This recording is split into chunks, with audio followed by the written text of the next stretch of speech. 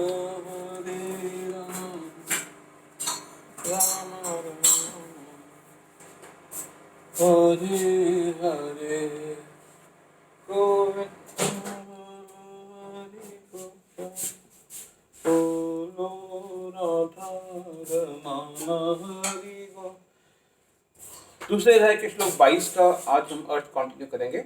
यद्यपि दोनों पक्षी समान गुणों वाले हैं, किंतु इनमें से एक भौतिक वृक्ष के फलों पर मोहित है, किंतु दूसरा अपने मित्र के कार्यकलापों का साक्षी मात्र है। कृष्ण साक्षी पक्षी है और अर्जुन फल भोक्ता पक्षी।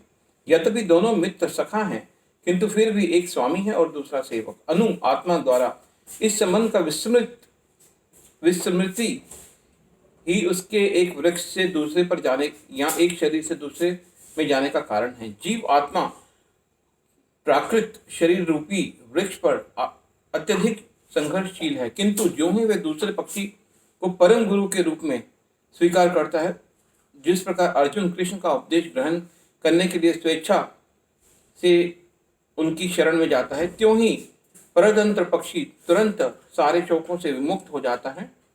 मुंडक उपनिषद 3:1-2 तथा श्वेतवर उपनिषद 4:7 समान रूप से इसकी पुष्टि करते हैं। समाने वृक्षे पुरुषो निम्न गणो अनिश्चया शोचति मुह्यमान जुष्टम यदा पश्यत्यय अन्मीश मत्स्य महिमा नमिति वीत शोक।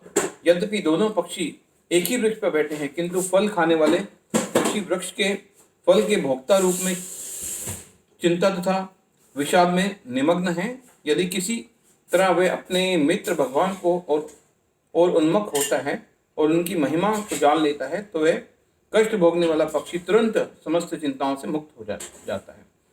जब अब अर्जुन ने अपने मुख अपने शाश्वत मित्र कृष्ण की ओर फेरा और उसे भगवत गीता समझ रहा है, इस प्रकार वह कृष्ण से श्रवण करके भगवान की परम महिमा को समझकर शोक से मुक्त हो सकता है।